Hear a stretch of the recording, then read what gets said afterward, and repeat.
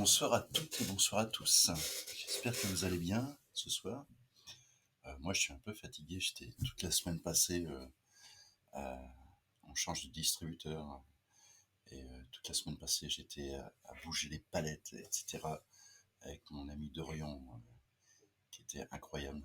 Et puis, Suzy aussi. Voilà, on était à 3. On a passé une semaine comme ça de fou. Et puis, me voilà. Écoutez, ce soir, on va parler principalement d'un livre qui s'appelle Le soldat désaccordé. Le soldat désaccordé, donc c'est Gilles Marchand qui a écrit ce livre magnifique. C'est paru, ça vient tout juste de paraître, aux Forges de Vulcain. Voilà, il y a bonjour Laura qui met la référence. Vous n'hésitez pas, surtout si vous avez des choses à dire. En fait, je vais profiter de ce livre. Bon, déjà, je vais vous en parler parce qu'il m'a beaucoup touché. Et puis pour parler de la guerre de 14, parce que le soldat désaccordé, en fait, c'est un peu ça l'histoire. Le récit, c'est un poilu blessé, donc qui va plus être au front, et qui va faire des recherches, qui va chercher des soldats disparus. En gros, c'est ça. Et il y a une magnifique histoire.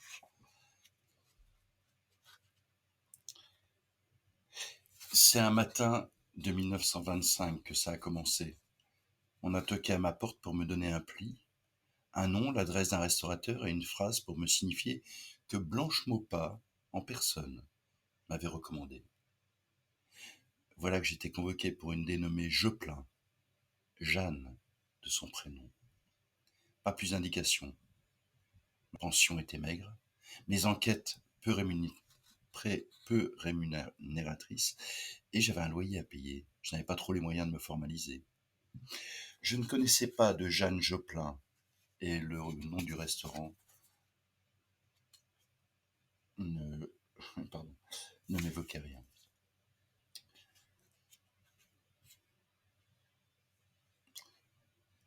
Il y avait urgence, m'expliqua-t-elle. Son fils avait disparu à la guerre. Urgence 9 ans après sa disparition. Elle ne remarqua pas mon étonnement et m'expliqua que son Émile n'avait plus donné de nouvelles depuis 1916. Son dernier courrier avait été envoyé de Verdun. Mais il n'était pas mort. Elle en avait la certitude. Je ne pus réprimer un violent élan de désespoir. Des mères et des femmes de poilus persuadées que leurs soldats étaient toujours vivants quelque part, j'en avais rencontré beaucoup, beaucoup trop. Il n'y avait rien à faire, pas de corps, pas de deuil. J'avais mené quelques enquêtes, était même parvenu à débloquer certaines situations, permettant de mettre un nom sur une tombe ici ou là. Mais retrouver un poilu vivant, cela ne m'était jamais arrivé. Alors en fait, voilà, je vais autour de ce livre de la guerre de 14, moi c'est un sujet qui me passionne, et je vais vous parler de différentes choses. Je vais commencer par ça. C'est assez bizarre, hein, vous allez trouver ça bizarre que je commence par ça. C'est Tristan Tzara. Vous allez me dire quel rapport entre Tristan Tzara et la guerre de 14. Voilà, la fuite, dédicacée à mon amie Jacqueline, par Tristan Tzara. Et en fait, il se trouve que le dadaïsme a été inventé en 1917. Et voilà, donc ça s'intitule, le texte, le livre que Jacqueline m'a envoyé, ça s'appelle La Fuite, et c'est un poème dramatique en 4 actes et un épilogue. C'est très surprenant comme écriture. C'est une écriture entre poésie et théâtre, et en fait ça a été jamais joué, ça a été lu 2 fois dans un théâtre. Voilà. Et j'ai pensé à ce petit passage que je trouve très intéressant, c'est qu'en fait,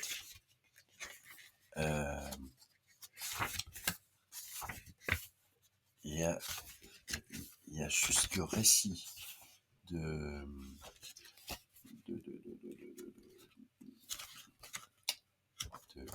Je croyais que j'avais marqué la page. Euh, où est-ce que c'est? Je vais y arriver. Euh,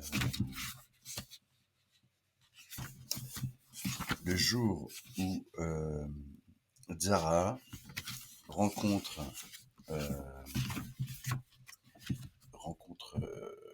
Friedrich Glauser à Zurich, et là, le nom de Dada va sortir. Voilà.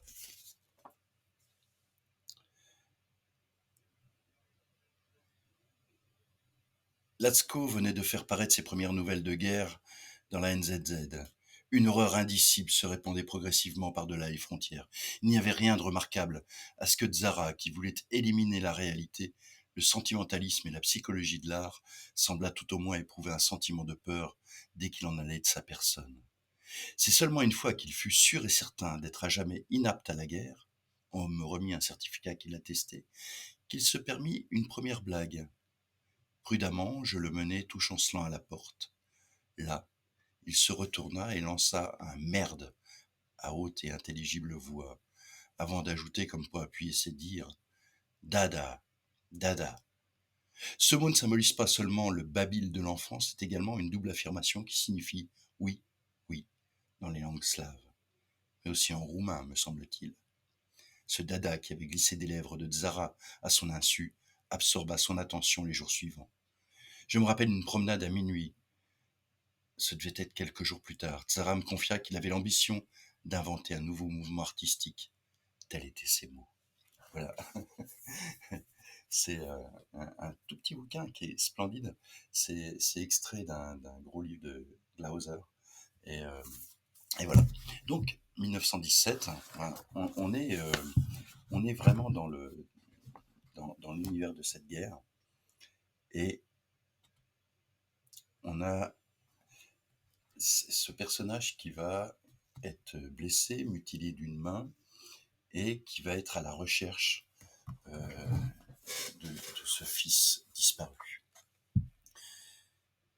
Et l'enquêteur va rencontrer plein de personnes, plein de poilus, entre autres, qui vont raconter leur vie, qui vont parler un petit peu de ce qu'ils ont vécu sur le front, mais de choses un peu particulières.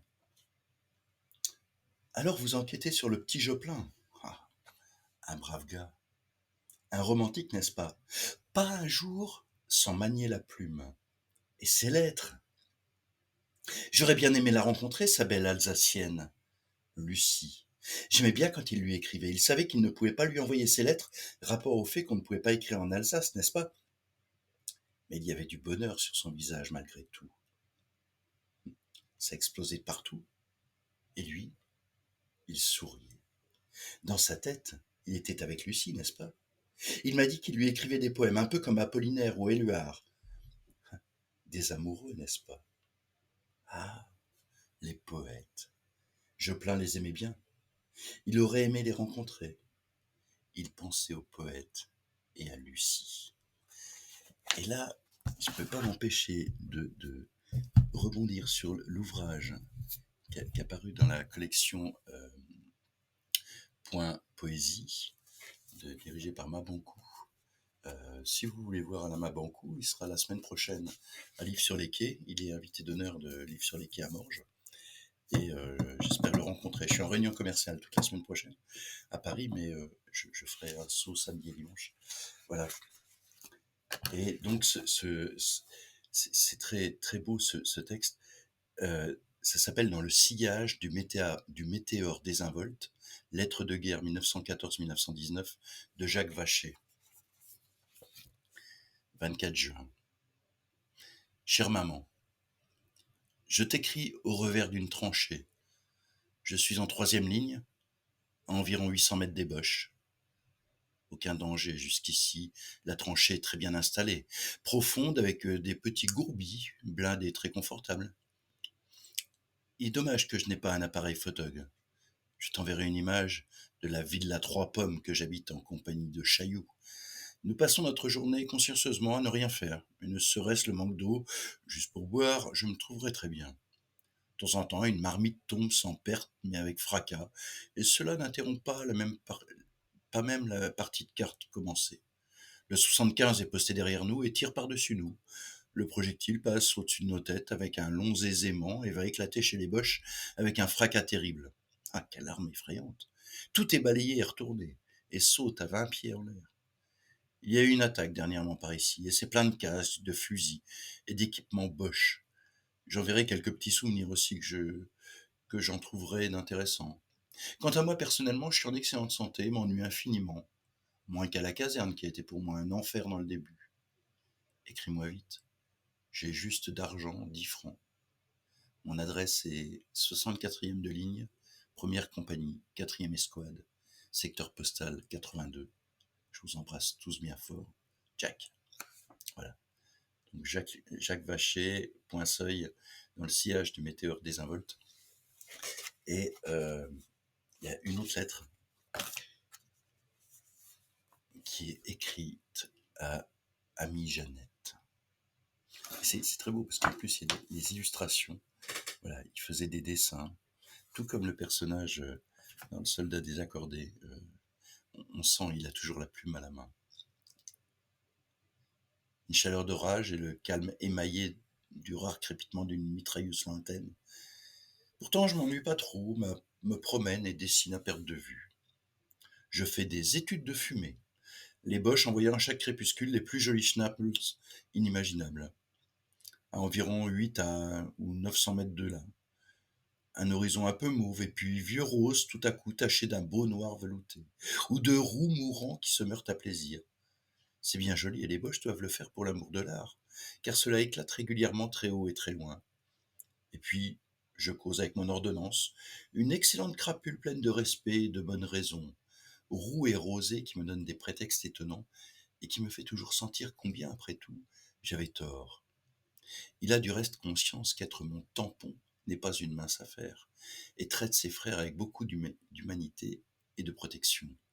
Au demeurant, le meilleur fils du monde est figuré en tête de cette missive est à droite.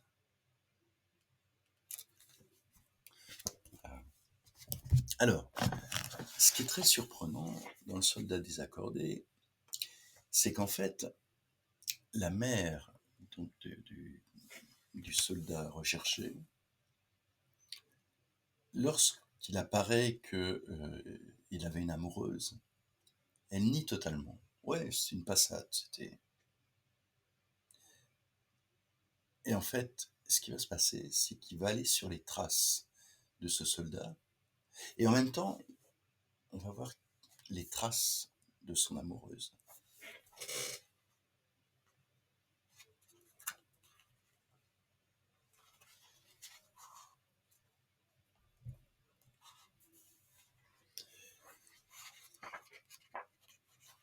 Une fois, je suis resté dans un trou d'obus pendant 3 jours. 3 jours et 3 nuits. Il n'y avait plus que de l'eau croupie, avec des macabres qui baignaient dedans. J'avais rien à becqueter non plus, évidemment, et ça pleuvait des bombes. Et le tac-tac des mitrailleuses qui me perçaient les oreilles. Rien à faire, je pouvais pas sortir, j'allais mourir de faim et de soif. Le deuxième jour, j'ai parlé à Paddy, pour passer le temps. Il pouvait pas répondre. Mais ça me rassurait de savoir qu'il était là. La deuxième nuit, je lui ai parlé de Georgette. Je lui ai dit que si par malheur, je sortais jamais de ce trou maudit, fallait qu'il lui dise à quel point elle avait été importante pour moi. J'ai connu un officier qui disait toujours, avant de monter au créneau, mes amis, ça a été un honneur de combattre à vos côtés. Ben moi, je voulais que ma Georgette sache que ça avait été un honneur de m'endormir sur sa poitrine. Je voulais lui dire qu'elle avait les plus beaux seins du monde et que la dernière chose à laquelle je penserais avant de mourir, ce serait l'odeur de sa peau et puis la lumière des yeux. Vous avez vu ses yeux? Au début, je savais pas s'ils étaient beaux ou pas, mais je savais qu'ils me plaisaient. Et puis, Pasiphae a disparu. C'était le soir du 3e jour. Il s'est approché de mon oreille. Je sentais contre mon cou le souffle de sa voix émue. La nuit, je sais pas comment il a fait pour la trouver, mais Pasiphae m'a ramené La fille de la lune. Je vous jure, on savait qu'elle était dans le coin. On la guettait depuis des semaines. Elle dansait entre les macabres, elle sautillait. Là, elle a rien fait de tout ça. Ou alors, j'ai pas vu, parce que j'étais trop faible. Elle m'a juste donné une gourde d'eau et un morceau de pain. Et elle a disparu. Les copains, ils m'ont jamais cru, alors j'ai arrêté de raconter cette histoire. Si je raconte tout ce que j'ai vu comme horreur à ma Georgette, j'ai trop peur qu'elle parvienne plus à croire à ces animaux imaginaires. Et ça enlèverait de la lumière à ses yeux. Et sans cette lumière, je serais perdu. Donc ça, c'est un autre poilu qui va raconter à cet enquêteur, à ce poilu enquêteur, cette fille de la lune. Cette histoire de fille de la lune commençait à m'obséder. J'avais la sensation qu'elle m'accompagnait partout où j'allais depuis des semaines. Je pensais avoir réglé la question grâce au feu de Barbus, mais le livre avait été écrit en 1916 et l'histoire que m'avait racontée Bourdon avait eu lieu en 1917. Autant j'avais des doutes quant à ces histoires d'animal imaginaire partis récupérer de l'aide à l'intérieur des lignes, autant je n'en avais aucun quant à son sens de la chronologie. Le bougre avait toute sa tête.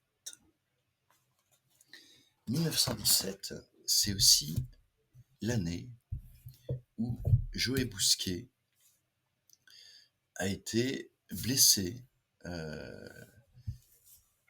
la guerre de 14.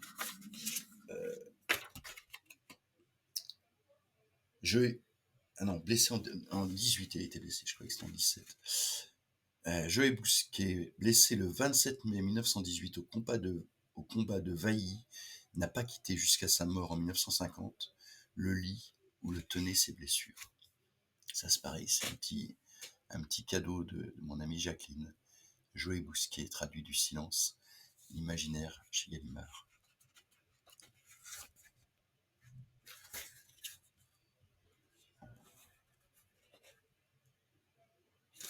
Je crois que c'est dans le... Ah oui, non, c'est dans le poète d'aujourd'hui chez Segers. Il y a une lettre à Carlos Suarez du 3 mai 1936. Enfin, nous avons débouché sous le feu. Quelques fuyards, des blessés venaient à notre rencontre.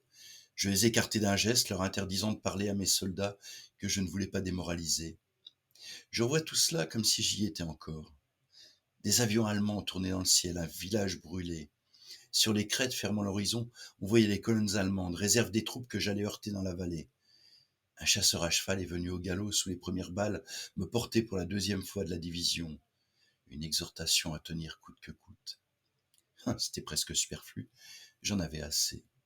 Mes hommes étaient déployés, formant désormais la première vague de défense, car les compagnies au secours desquelles je me portais s'étaient déjà repliées, quand je les croyais prisonnières. Je suis revenu difficilement au milieu de mes hommes, et j'ai fait commencer le feu. Les Allemands avançaient de trois côtés à la fois, 40 fois plus nombreux que nous, couverts par un feu très violent qui commençait à me blesser et me tuer des hommes. Cela a duré assez longtemps et l'ennemi progressait. Quand les éléments les plus avancés n'ont été qu'à une cinquantaine de mètres, quelques hommes se sont levés pour s'enfuir. Et j'ai dû les ramener de force dans le fossé où nous avions organisé bien pauvrement une position de fortune. Et alors, j'ai compris que c'était fini. Et je suis resté debout. C'est comme cela que j'avais vu tomber le 16 avril 1917 les officiers dont j'avais pris la place. Je n'ai pas eu à attendre longtemps. Une balle m'a atteint en pleine poitrine, à 2 doigts de l'épaule droite, traversant obliquement mes poumons pour sortir par la pointe de l'omoplate gauche. Ce qui faisait du même coup traverser au projectile mes 2 poumons et la partie avant du corps vertébral. Je suis tombé, entendant un cri. Mais il paraît que ce n'est pas moi qui ai crié. Un caporal a crié « Quel malheur, le lieutenant est tué !» Je l'ai appelé, je lui ai dit que j'allais mourir et qu'il fallait que tout le monde se replie tout de suite pour échapper au feu de l'ennemi. On a crié « Sur l'ordre du lieutenant, en retraite !» Mais quelques hommes ont couru vers moi, refusant malgré mes ordres de m'abandonner. Plusieurs fois, j'aurais dit qu'ils me sauvaient en vain et qu'il valait mieux abandonner sur ce plateau où la nuit tombait, vite, maintenant, couvrant l'avance de plus en plus rapide de l'ennemi. J'étais emmené malgré moi complètement inerte déjà, car le choc avait immédiatement paralysé les jambes. Je vois encore le regard que je tournais vers mes jambes, soudain désarticulées, et que je ne reconnaissais plus avec ses bottes rouges sombres qui semblaient compléter la toilette d'un mort. Mon capitaine blessé était venu à ma rencontre. C'est ici que mes confidences deviennent difficiles. Tu vas comprendre. C'était joué, c'était fini. Il n'y avait plus qu'à bien prendre les choses. Je n'avais pas perdu conscience. Je me trouvais plus calme. Peut-être qu'au moment où je t'écris. Voilà. Et en fait, alors, moi, la guerre des 14, c'est un sujet qui m'intéresse beaucoup. Euh, et c'est vrai que le soldat désaccordé, ça m'a rappelé plein de choses. Ça m'a, entre autres, Marc Stéphane. Donc, Marc Stéphane, je vous en ai déjà parlé. Marc Stéphane, un peu par hasard, mais j'ai vécu dans sa maison. Euh, qu'il avait, il est décédé en 44 dans la Manche. Et, en fait, ça s'appelait la villa du poète. Et j'ai cherché à savoir qui était ce poète. Et puis en fait, c'était un écrivain qui a écrit pas mal sur la guerre de 14. Et, et donc Marc Stéphane, ma dernière relève au bois des corps, qui a été réédité aux éditions italiques, que j'ai diffusé pendant un temps quand j'étais diffuseur au CEDC DIF en France.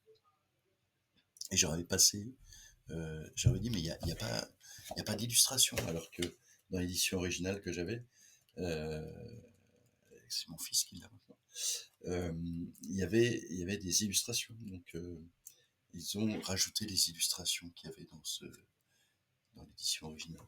Voilà. Et il a fait, entre autres, voilà, ça c'est l'édition originale, ma dernière relève au bois des corps. Donc c'est sur Verdun. Et j'avais parlé de Marc Stéphane à Jean-Paul Collin. Euh, En fait, Jean-Paul Collin, je vais un peu dans tous les sens, hein, mais voilà. Jean-Paul Collin, il avait fait entre autres le dictionnaire de l'argot. Et je lui ai dit, mais il y avait énormément de citations de Marc Stéphane dedans. Et je lui ai dit, mais c'est fou, parce que en fait, Marc Stéphane, quand je lis, j'ai l'impression de lire Céline. Et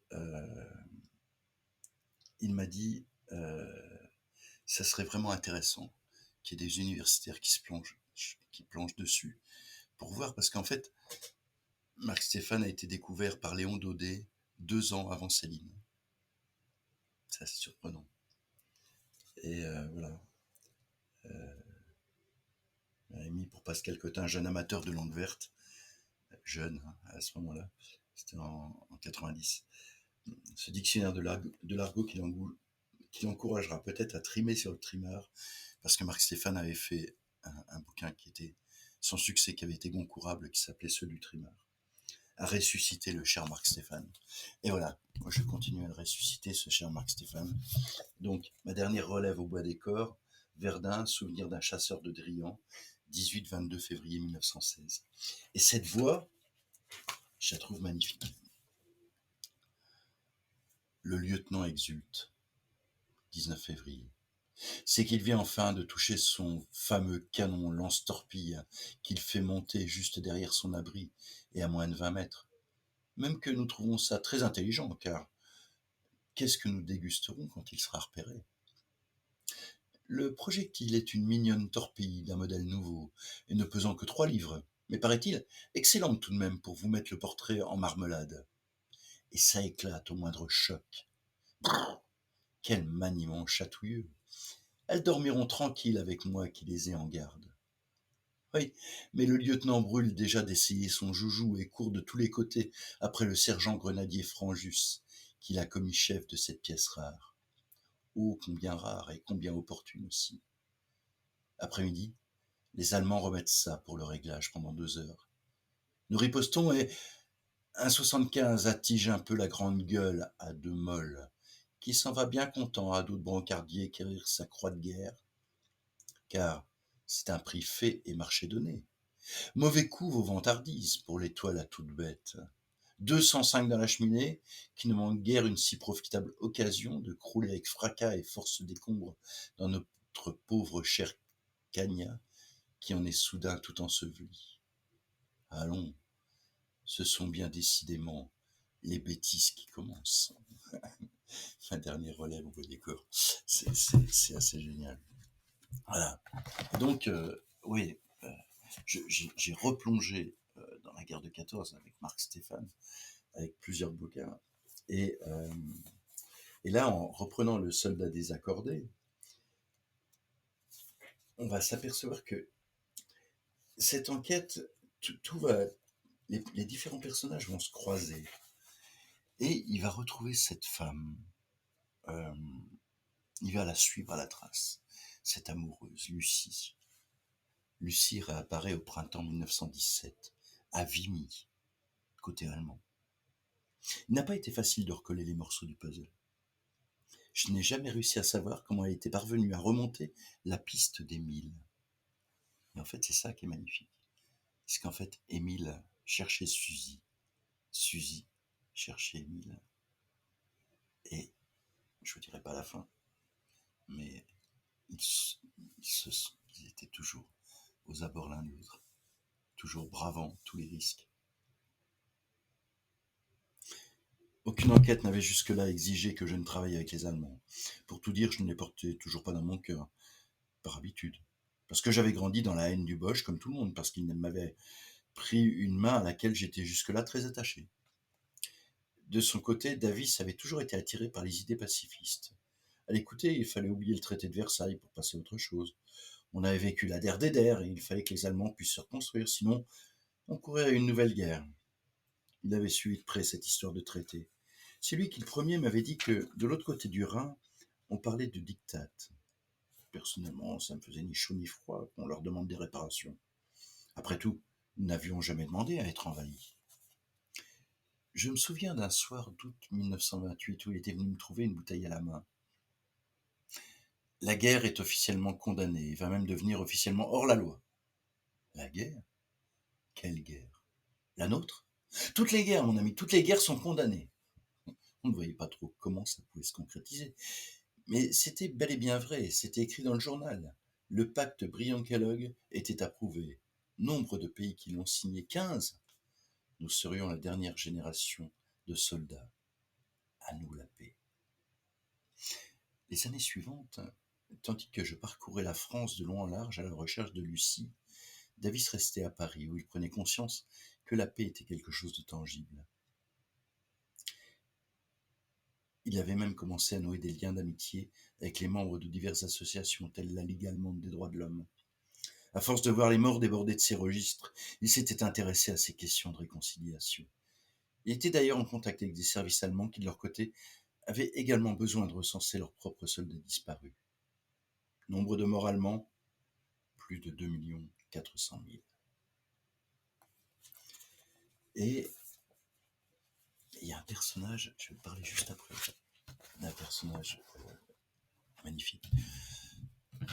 Quand, quand j'ai vu, quand il y a eu le personnage du soldat désaccordé, que Gilles Marchand a commencé à dessiner, euh, et à cet enquêteur, à ce soldat, ce poilu enquêteur, j'ai aussi tout pensé à Sandrars.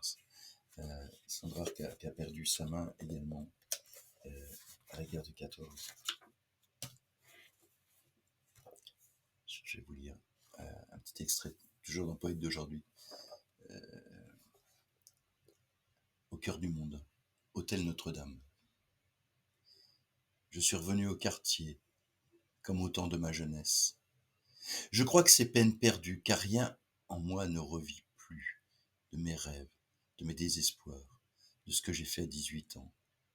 On démolit des pâtés de maison, on a changé le nom des rues, Saint-Séverin est mis à nu, la place Maubert est plus grande, et la rue Saint-Jacques s'élargit. Je trouve cela beaucoup plus beau, neuf et plus antique à la fois. C'est ainsi que, m'étant fait sauter la barbe et les cheveux tout courts, je porte un visage d'aujourd'hui et le crâne de mon grand-père.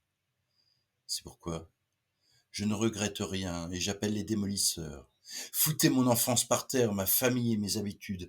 Mettez une gare à la place ou laissez un terrain vague qui dégage mon origine. Je ne suis pas le fils de mon père et je n'aime que mon bisaïeul. Je me suis fait un nom nouveau, visible comme une affiche bleue et rouge montée sur un échafaudage, derrière quoi on édifie des nouveautés des lendemains. Soudain, les sirènes mugissent et je cours à ma fenêtre. Déjà le canon tonne du côté d'Aubervilliers. Le ciel s'étoile d'avions allemands, d'obus, de croix, de fusées, de cris, de sifflets, de mélismes qui fument et gémissent sous les ponts. La Seine est plus noire que gouffre, avec les lourds chalands qui sont longs comme les cercueils des grands rois mérovingiens, chamarrés d'étoiles qui se noient au fond de l'eau, au fond de l'eau. Je souffle ma lampe derrière moi et j'allume un gros cigare. Les gens qui se sauvent dans la rue, tonitruants, mal réveillés, vont se réfugier dans les caves de la préfectance, qui sentent la poudre et la salpêtre. L'auto-violette du préfet croise l'auto rouge des pompiers, féerique et souple, fauves et câlines, tigresses comme des étoiles filantes. Les sirènes miaulent et se taisent. Le chahut bat son plein. Là-haut, c'est fou. Voilà. Alessandra par Louis Parrot, poète d'aujourd'hui chez Segers. Ah oui, puis il y a ce texte de Sandrard qui est magnifique. Je sais pas si... Il me semble que j'en avais lu un extrait. Ça s'appelle J'ai tué. Prose par Monsieur Blaise Sandrard et 5 dessins de Monsieur Fernand Léger chez Fata Morgana.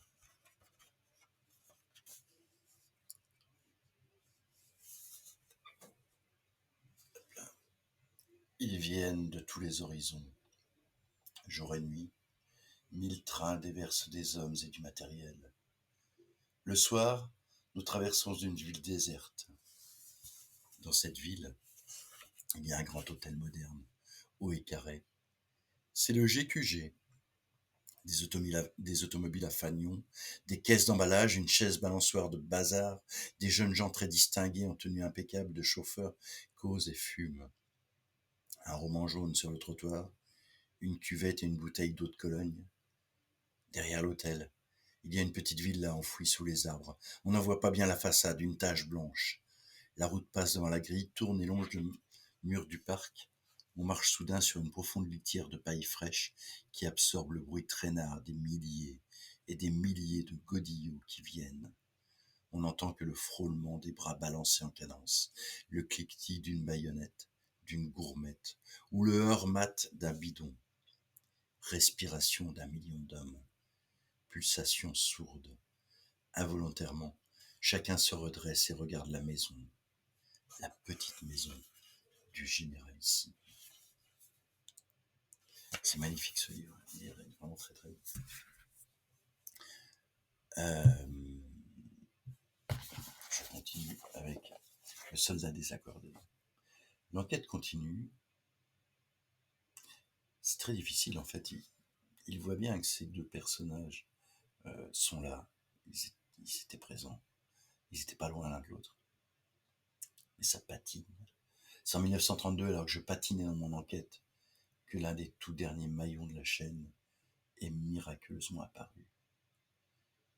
J'avais parcouru le pays, la réponse était là, à une 50aine de mètres de chez moi. Mon cireur de chaussures à la gueule cassée attendait le client. Parlant de gueule cassée, je ne peux pas m'empêcher de vous lire un extrait de Gueule d'Andreas Becker. Ça se passe dans un hôpital. C'est un roman tiré de faits réels où Françoise Hoffman en fait a récupéré des photos de gueule cassée qu'elle a donné à Andreas Becker et il a écrit un roman autour de ça. Mais quand on entend ces gueules cassées parler, on a l'impression que c'est elle qui parle. Donc ça se passe dans l'hôpital, dans un hôpital où il n'y a que des gueules cassées. Michel de Blanche-Marie, Arstimis, qu'on nous dégueule. Arstimis, qu'on nous crie dessus. Arstimis, que tout un paysage se recroqueville autour, mais qu'il faut encore tirer, qu'on demande. Pas trop quand même, qu'on nous dit. Fallait attendre 11 heures. En se tenant quoi? On n'était plus très beaucoup. L'Ingrid, l'infirmière, qu'elle nous dit inquiète et pas que lui reste un cliché à faire. Un seul et dernier. C'est là qu'on entend une explosion.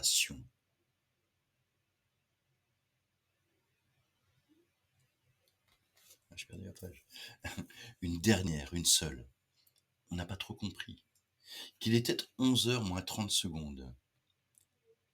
Et c'est Papouchka qu'on nous amène. Qu'il avait couru vers les en face, les embarrassadons. La guerre qu'elle était finie, la boucherie arrachée.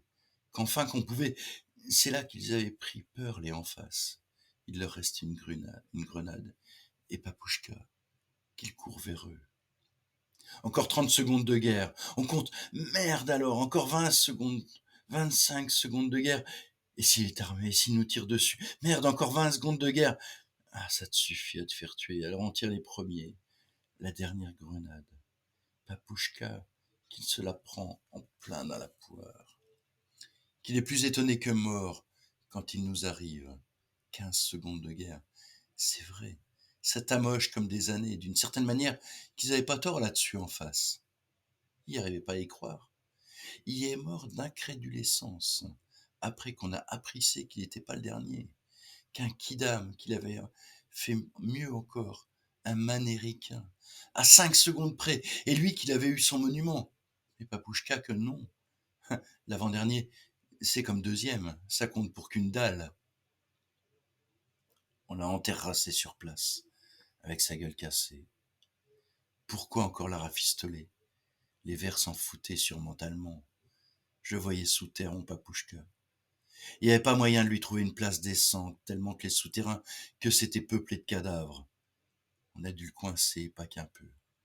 Et puis, on était seuls. Le théâtre vide. Opération zéro. Le comité, le premier à avoir foutu le camp, qu'on nous a planté un peu là-dedans, dans la terre glaise de chair. L'asile, c'était fini. J'ai marché un peu dans les désordres et puis j'ai pris le chemin de Jura. Nous seuls, encore que nous étions. Ah, bonjour Jacqueline. Ah, t'as confondu Verdun et Lausanne. Mais non, mais écoute, on a lu Joé Bousquet, on a lu Sandra, on a lu Zara. Bah oui, Joé Bousquet, voilà. Je peux en lire un petit passage de Joé Bousquet parce que c'est quand même, c'est quand même mon amie Jacqueline qui m'a fait découvrir ce poète exceptionnel. Voilà. Et bonsoir Sneezies.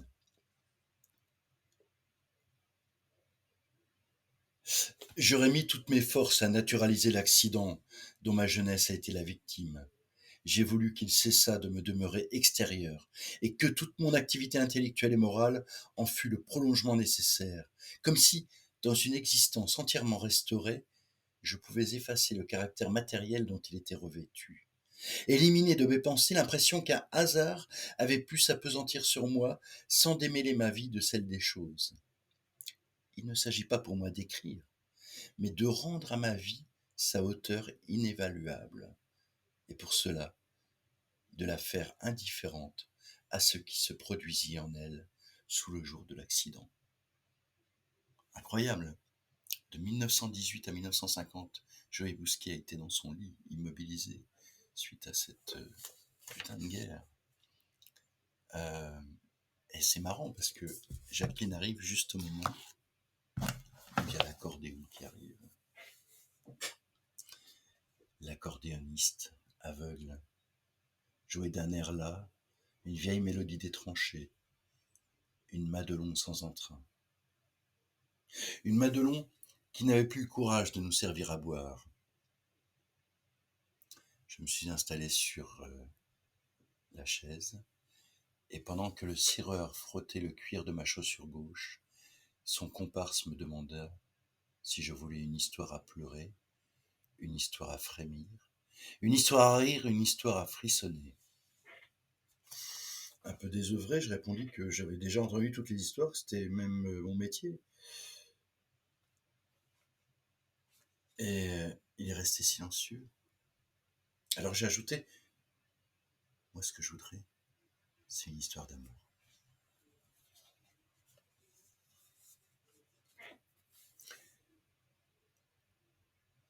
Ce jour-là, il raconta une histoire que je n'avais jamais entendue. De sa voix éraillée, il se lança. Je vais vous conter l'étonnante et véritable histoire du soldat Georges Hérisson et de son ami poète. Je crus avoir mal entendu. Georges Hérisson, dont le vieil homme m'avait parlé à l'hôpital psychiatrique de Tours et dont je n'étais jamais parvenu à retrouver la trace. Le cireur s'écarta légèrement, regardant curieusement son acolyte. C'est l'histoire d'une jeune fille et de son fiancé. Séparés par la guerre au début de l'été. Un automne sans lui ne peut s'envisager. Son poète en soldat, elle frémit à la peur. 3 étés, 3 hivers, des saisons de malheur. L'amour ne peut pas être vécu séparé. Alors, elle piste son homme. Elle suit les armées, sur les chemins, dans les forêts, dans les tranchées. Cette histoire-là, je la tiens de Georges Hérisson, tzigane des tranchées, légionnaire étranger. Avril 1917, partout le canon. Monde massacré, Europe partout mutilée, France animal blessé, Pas-de-Calais sacrifié, froid noir et neige épaisse. Nous voici à Arras. Hérisson est là, le poète à ses côtés. Ils ont faim, ils ont froid, ils s'emmerdent et sont là. Alors, je vous dévoilerai pas ce qui se passe entre ce soldat désaccordé et son amoureuse, mais je vous invite vraiment à lire ce livre qui vient tout juste de paraître. Et je sais, j'ai noté qu'il y avait des lectures. Il y a une lecture le 3 septembre, si vous habitez près de Strasbourg, Bibliothèque idéale de Strasbourg, et le 14 septembre à l'Attrape-Cœur dans le 18e. Euh, donc, Jacqueline, vas-y, Attrape-Cœur dans le 18e, c'est pas loin. Vas-y, puis tu me diras ce que c'est. Moi, je serai à Paris la semaine prochaine. Je suis à Paris dans 15 jours à la fête de l'UMA, mais le 14 septembre, je peux pas être là. je peux pas être tout le temps à Paris, quoi. Mais ouais, vraiment un bouquin. En fait, j'ai commencé et j'ai pas fini. J'ai pas arrêté, j'ai pas fini. Si j'ai fini, mais je l'ai pas lâché en fait. C'est vraiment génial et c'est vraiment très beau. Je vous lis quand même les remerciements parce que je trouve que c'est intéressant parce qu'il y a aussi toutes les références, certaines dont j'ai pas parlé, mais au cours de ces derniers mois, j'ai lu ou relu les livres écrits pendant la guerre et dans les années qui ont suivi. Je pense notamment à ceux de 14 de Genevois, Le Grand Troupeau de Giono, Le Feu de Barbus, La Main coupée et J'ai tué de Sandra, La Peur de Gabriel Chevalier, Gaspard de René Benjamin, Les Croix de bois de Dorgelès, Poème à loup de Guillaume Apollinaire, L'équipage de Kessel ou, même si elles ont été publiées plus récemment, Les paroles de Poilu collectées par Jean-Pierre Guénéo. Côté allemand, 2 textes me paraissent incontournables. À l'ouest, rien de nouveau, de Remarque et Orage d'acier de Hans Junger. Les lecteurs et lectrices qui souhaiteraient approfondir certaines questions historiques ou historiographiques trouveront également des informations dans les travaux des historiens, particulièrement riches sur cette période. Après la Grande Guerre, comment les Amérindiens des États-Unis sont devenus patriotes, de Thomas Griot, La victoire endeuillée de Bruno Cabane, Les mots des soldats d'Odile Roannette, Les femmes au temps de la guerre de 14 de Françoise Thébault, Les fusillés de la Grande Guerre de Nicolas Offenstadt. Un certain nombre de blogs et sites internet sont de précieuses sources d'informations. Je pense notamment au blog du 347e régiment d'infanterie. Citons aussi l'incroyable série documentaire Apocalypse de Daniel Costel et Isabelle Clarke, disponible en DVD. Enfin, les célébrations du centenaire du conflit ont été l'occasion de nombreuses émissions radio et podcasts sur France Inter. Autant n'importe l'histoire, France Culture, le cours de l'histoire, et LSD, la série documentaire. Europe 1 au cœur de l'histoire au RFI. C'est dans l'une de ces émissions que j'ai entendu cette histoire de rabbin que tout le monde prenait pour un curé. Noyé au milieu de dizaines d'heures d'émissions, je ne suis jamais parvenu à retrouver celle où il en était question. Je sais toutefois qu'un journaliste ou un historien me l'a soufflé, et je l'en remercie. Les lecteurs et lectrices qui veulent aller plus loin peuvent également visiter les nombreux mémoriaux. Ces lieux où la terre martyrisée m'a toujours pas cicatrisé ont été également une grande source d'inspiration. Je pense à Verdun, mais également au musée de Meaux et au site de Vimy. Tous ont nourri les pages de ce roman. C'est vrai que ce roman, c'est un roman, c'est une magnifique histoire, mais pour celles et ceux qui aiment l'histoire, je trouve que c'est un très beau témoignage. D'un point de vue plus personnel, je tiens en premier lieu à renouveler ma gratitude, etc., etc. Après, c'est des noms et des personnes, voilà. Ce livre est dédié aux victimes de la guerre, de toutes les guerres. Alors, bonjour Poussin Tortue. Plus de dates sur le compte Instauration de Gilles ainsi que des Forges de Vulcain. Instagram, d'accord. C'est joli, Instauration. D'accord, il y a plus de dates, mais voilà, moi j'ai donné 14 septembre et puis voilà. Donc surtout, moi j'aimerais le rencontrer. Quand est-ce qu'il vient en Suisse, Gilles Marchand? Je sais pas, faut organiser quelque chose. Il peut venir faire une dédicace. Je sais pas si en Suisse, je suis pas sûr qu'il y ait vraiment des mémoriaux de la guerre de 14. Je sais pas ce que faisaient les Suisses en 14, mais je suis pas vraiment persuadé que. Allez, on passe par les chants d'honneur. Les chants d'honneur de Jean Rouault. Donc, l'apparition des gaz de combat remonte à un an déjà, au nord d'Ypres. Et c'est pourquoi on baptise la trouvaille Ypérite. C'est ainsi que Joseph vit se lever une aube olivâtre sur la plaine d'Ypres. Dieu, ce matin-là, était avec eux. Le vent complice poussait la brume verte en direction des lignes françaises.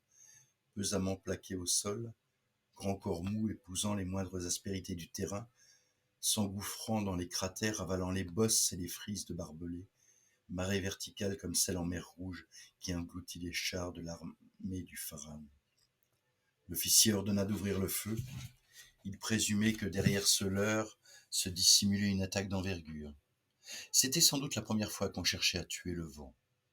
La fusillade libéra les esprits sans freiner la progression de l'immense nappe bouillonnante, méthodique, inexorable.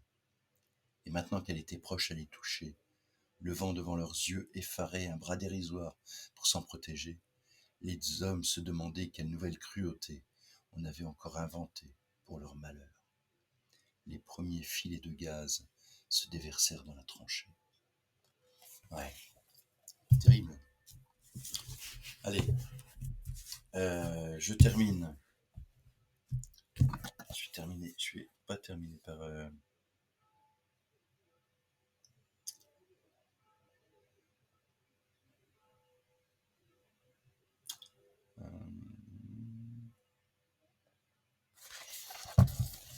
je terminerai par le soldat désaccordé. Mais juste avant, un petit coup de gueule.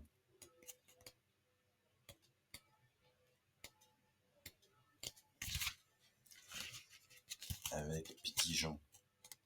Je sais pas, Jean Dufour. Jean. Petit Jean. M'amour. Fou en arrivant. Jean, Petit Jean. Mon Petit Jean. Je te bercerai et tu m'as trahi. Et je te bercerai et tu m'as trahi. Je n'ai jamais voulu te revoir. Ton image s'est gardée en moi, malgré moi. À cause de toi, Jean. Petit Jean. La nuit, je te prenassais dans mes bras. Quand tu cauchemardesquais, je te caressais le dos et le bas. Et tu m'embrassas, petit Jean, mon petit Jean. On n'avait que nous. Tu avais les yeux fermés sur moi. La mine t'avait fait un visage d'amour. Nous nous tendrassions par moments, là où la peau permissait encore le toucher, par endroits, là où les nerfs étaient pas encore à vif, par instants. On se connaissait à tous les deux ces endroits secrets, par où nous vivions encore un peu. Petit Jean Dufour. Nous étions l'un pour l'autre la seule raison de ne pas se consumer sous les flammes des douleurs. Parfois, qu'on avait même eu, une impression qu'on se serait dit des mots, des vrais, ceux qu'on prononce pas, ou alors que dans des rares cas, et des mots que les autres ne devaient pas entendre. On s'est nourri aussi un peu. On avassait du stock sous le lit, de l'absintissement qu'on chourassait à l'Ingrid, qu'elle était tellement obstruée par Malange, et parfois aussi par l'Albert l'enfant, qu'elle... Non, on les massait tant, comme une mère.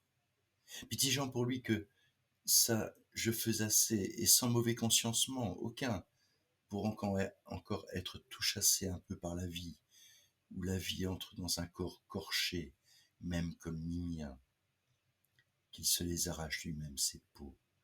J'aurais jamais cru qu'on était comme en fièvre, oui, la nuit. Dressés qu'on était de plus et plus l'un contre l'autre, avec de l'absintissement dans le sang et pas qu'un peu, que sa gueule qu'à lui, que de plus en plus cassée. Ça commençait à se voir, gonflassé qu'il était. Et là que ça tombe, rapport du comité. Pataquès, que c'est de l'autodémutilation, que c'est crimerie et châtissement, hautement punissable, qu'on se fasse charcuter par les autres, oui, c'était question grande nation, mais pas par nous-mêmes, tout de suite qu'on était en trahidition. Petit-Jean, qu'il était sale gueule. Petit-Jean, toujours je te bercerai, toujours tu trahiras, ton image s'est gardée en moi dans une longue plutarderie dans le Jura, quand tu es venassu, malmenant les courants de l'eau, les fromageries, les pâturages violets. Petit-Jean, je te bercerai. Lui qui l'a dit au comité que tout était de ma faute, Georges de Blanche-Marie, que ça avait eût été moi le stock sous le lit, qu'après tout c'était vrai, c'était soumis un lit, et que moi voilà, en accusation aussi, et qu'on me dégrade, et que lui, qu'il porte médaille, mimienne, le trahisseur, m'amour, je te bercerai. Voilà, gueule d'Andreas Becker. Voilà, je termine par le soldat désaccordé. Je serai pas, j'ai pas de Twitch la semaine prochaine. J'en ferai un la semaine d'après. Quel poète de l'horreur. Un poète de l'horreur. Non, non, non. Il faut lire l'ensemble de l'œuvre d'Andreas Becker, l'Effrayable Nébuleuse, les Invecus, la castration. Voilà. Non, non, c'est un poète. Il y a pas que de l'horreur. Il y a beaucoup de sensibilité. En fait, quand il a écrit, Gueule, il me racontait qu'en fait, il, euh, il a vu ces photos, donc, qui étaient toutes petites, hein, parce qu'on les a publiées d'abord dans un grand format. On a dit que c'était notre livre casse-gueule, parce que c'était au Salon du Livre de Paris. On a fait la présentation du livre. Bonsoir FX Kuka. Et, les gens ouvraient le bouquin et le refermaient aussitôt. Ils voyaient ces gueules cassées en grand format. Et là, voilà, elles sont petites, hein, les photos sont petites. Il a vu les photos comme ça, il les a rangées, et il a aussitôt écrit. Et il a ressorti les photos après, et en fait, ce qu'il a vu, c'est les regards. C'est les regards de ces personnes. Il a écrit à partir de ces regards. Il était très surpris quand il a vu les photos en grand format. Il s'attendait pas du tout à ça. Il a dit j'aurais pu écrire un autre livre. Voilà. Mais non, c'est vraiment, vraiment magnifique.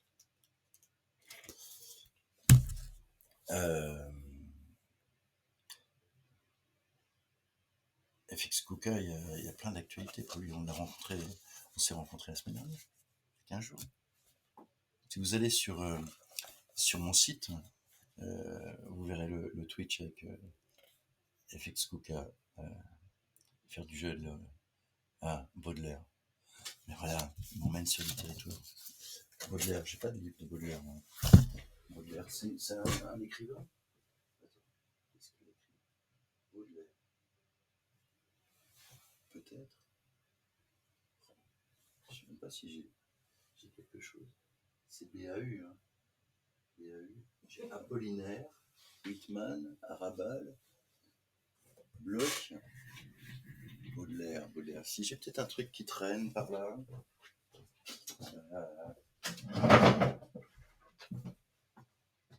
Baudelaire. Ah, il y a de la chance, hein. Il y a de la chance que je trouve un truc comme ça. Une charogne de Baudelaire. Ouais, je sais pas si j'ai pris le bon, hein. Je sais pas. Je prends pas une charogne, moi je prends le. C'est écrit petit, hein, par contre. Est-ce que j'ai pris une charogne? Alors, c'est peut-être pas dans celui-là, peut-être dans un autre. Je vais faire des trucs. Alors, ce volume contient. Et une charogne, c'est dans quoi? C'est dans quel livre, hein? Parce que voilà, il a écrit plusieurs livres, hein. Alors, il écrit pas mal de choses, hein, ce monsieur. C'est dans quel texte, tu sais, François Xavier, FX Kuka?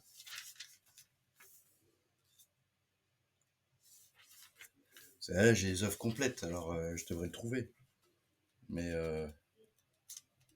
une charogne. Une charogne. Ah, je l'ai. Alors, allons-y pour une charogne.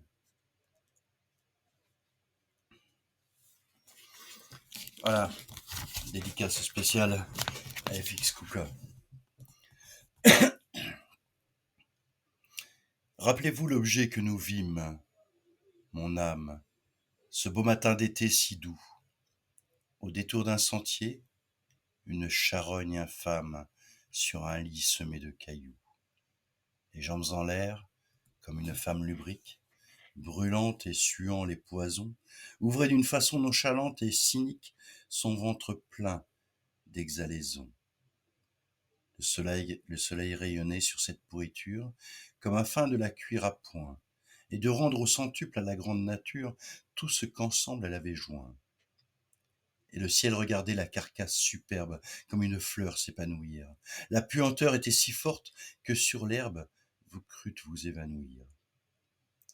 Les mouches bourdonnaient sur ce ventre putride d'où sortaient de noirs bataillons, de larves qui coulaient comme un épais liquide le long de ces vivants haillons.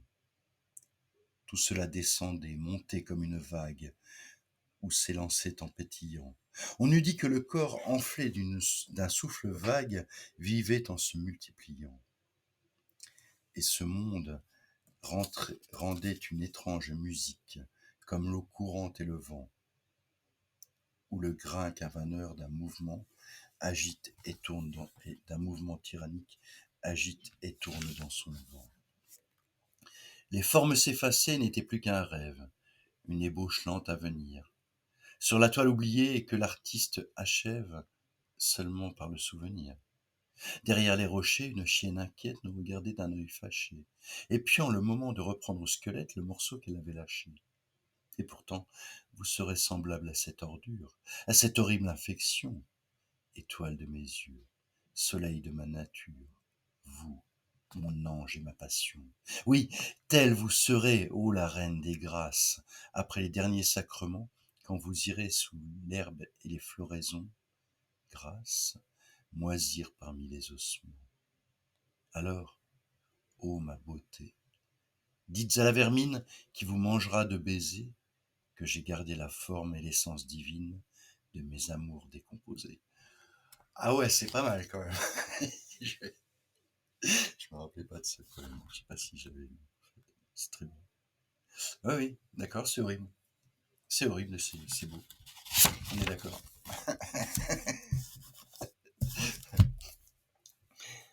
Allez, je termine par le soldat désaccordé.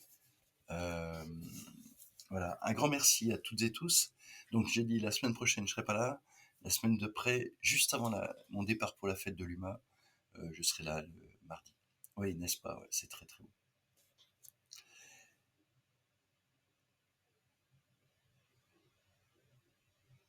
Dans le cas présent, pour moi, il n'y avait pas débat. Le mangin n'appartenait pas à mes clients, pas à la bonne taille, pas la même morphologie, pas les yeux de la bonne couleur, et j'avais le papier signé par le médecin pour le leur certifier. Il a fallu attendre 1938 pour qu'on rende à Antelme Mangin sa véritable identité, Octave Montjoint, et qu'on le remette à son frère et à son père. Comble de l'ironie, frère et père sont morts dans les semaines qui ont suivi son retour, et Mangin croupit aujourd'hui à l'hôpital Sainte-Anne. Cette histoire du soldat inconnu, je ne vous ai pas tout raconté, mais je vous laisse découvrir le début. Du soldat inconnu vivant avait déchaîné les rêves et les fantasmes. Il existait donc ici ou là, dans un hospice, dans un hôpital, dans un couvent, ou errant au bord des chemins, des poilus amnésiques qui n'attendaient qu'un signe de leur famille. Ça représentait un stock de tendresse laissé à l'abandon et pour lequel on était prêt à se battre. La mère Joplin allait donc me payer parce qu'elle avait une certitude. Ce n'était pas la première. L'honnêteté me poussait à lui expliquer, ce que je faisais à chaque fois, que les chances de réussite étaient minimes, voire égales à 0. Elle a balayé la phrase d'un revers de main. Il est vivant. Je la questionnais, lui demandais si elle avait des raisons d'être aussi affirmative. Avait-elle reçu un courrier, entendu quelque chose? Un compagnon de régiment l'avait-il informé de quelque élément propre à relancer son optimisme? Il est parti trop jeune pour mourir. Certes, l'argument se tenait, et c'était le cas pour quelques centaines de milliers de soldats. Mais ça ne constituait pas le début d'une piste. Voilà. Vous pouvez aussi lire le soldat désaccordé comme une forme d'enquête. Moi, j'ai vraiment pris ça comme une belle histoire d'amour, magnifique histoire d'amour. Et puis, retour sur l'histoire de la guerre de 14, très documentée. Et c'est assez bref, hein, il fait 200 pages, 206 pages. Voilà, et puis n'hésitez pas à aller voir sur, je crois que c'est la page Instagram et puis la page Facebook que j'ai vue tout à l'heure. C'est quoi? Instagram, ouais. Instagram, les différentes rencontres qu'il peut y avoir. Si vous n'avez pas Instagram, je sais pas, vous avez Facebook, vous avez Internet, vous avez le téléphone, vous avez le courrier. euh, enfin bref, vous pouvez trouver, vous écrivez aux Forges du Vulcain, vous leur dites voilà, je voudrais rencontrer l'auteur du Soldat désaccordé, Gilles Marchand. Je fais comment? Quand est-ce que je peux le voir? Voilà, même pas besoin d'Internet. Je vous embrasse, je vous souhaite une belle soirée. Merci à toutes et tous d'avoir été là. Et puis, la vidéo sera mise sur YouTube cette nuit. Donc demain matin, vous aurez accès avec les références de tous les livres euh, dont j'ai lu des extraits. Et puis, site internet des Forges. Ah oui, mais alors le site internet des Forges, je ne sais pas si on trouve le soldat désaccordé. Moi j'ai cherché, mais peut-être qu'il est mis maintenant. Mais je n'ai trouvé en fait que sur, euh, sur Instagram, etc. Enfin bref. Voilà, donc je vous embrasse. Un grand merci à Gilles Marchand euh, pour ce beau texte que j'espère rencontrer un jour et que j'attends. Dès qu'il vient en Suisse, il me fait signe et puis on, on boit un verre, deux RE ensemble. Je vous embrasse. Salut. À dans 15 jours. Ouais.